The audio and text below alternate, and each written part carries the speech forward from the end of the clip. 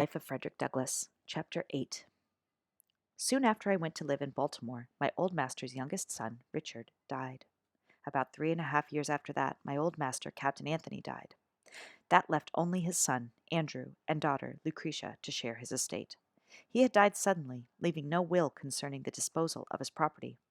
It was therefore necessary to have the property evaluated, so that it might be equally divided between his two children.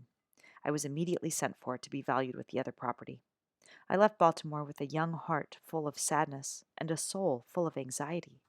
After a sail of nearly 24 hours, I found myself near the place of my birth.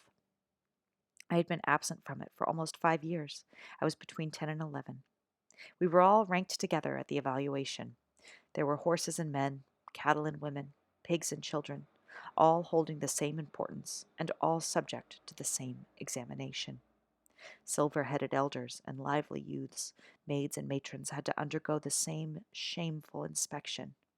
At this moment, I saw more clearly than ever the brutalizing effects of slavery upon both slave and slaveholder. After the valuation, then came the division. I have no language to express the anxiety which we poor slaves felt during this time.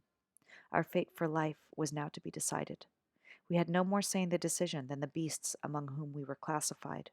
A single word from the white men was enough to separate forever the strongest ties known to human beings. In addition to the pain of separation, there was the dread of falling into the hands of Master Andrew. He was known to us all as a cruel wretch, a common drunkard who had, by his reckless mismanagement, already wasted a large portion of his father's property.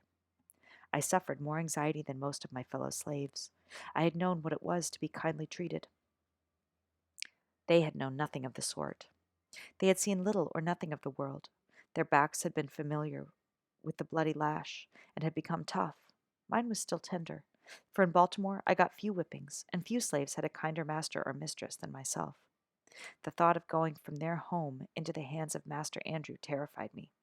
This was a man who, only a few days before, had taken my little brother by the throat, thrown him on the ground, and stamped on his head with the heel of his boot until the blood gushed from his nose and ears.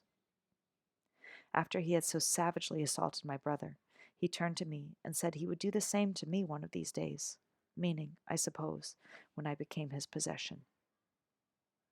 Thanks be to God, I was assigned to Lucretia Old's portion of property and was sent immediately back to Baltimore. Hugh Old's family was as happy to see me return as they had been sad to see me go. It was a glad day for me. I had escaped a fate worse than the lion's jaws. I was absent from Baltimore just 1 month, although it seemed to me at least 6. Soon after my return to Baltimore, Lucretia Old died. Soon after her death, Master Andrew also died.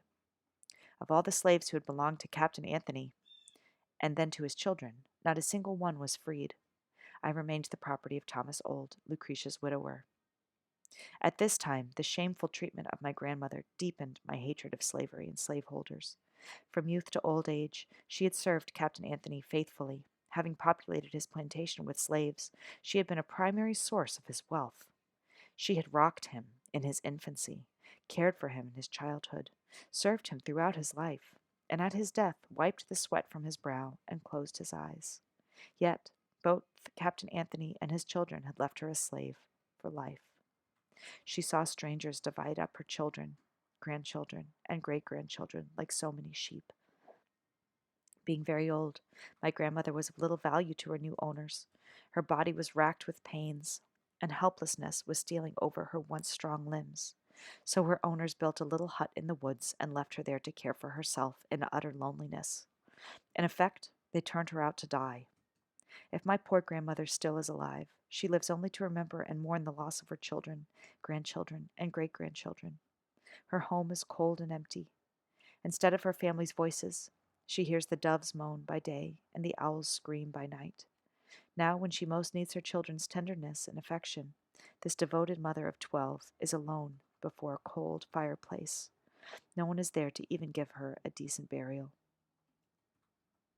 About 2 years after his wife Lucretia died, Thomas Old married Rowena Hamilton. Soon after the marriage, Thomas Old argued with his brother Hugh. To punish his brother, Thomas Old took me to live at his house in St. Michael's. I was not sorry to leave Hugh and Sophia Old. They had greatly changed. Brandy's influence on him and slavery's influence on her had disastrously affected their characters. However, I was sorry to leave the little Baltimore boys who had given me many good lessons. I also regretted that I had not tried to run away. The chances of success are 10 times greater from the city than from the country. So I sailed from Baltimore to St. Michael's.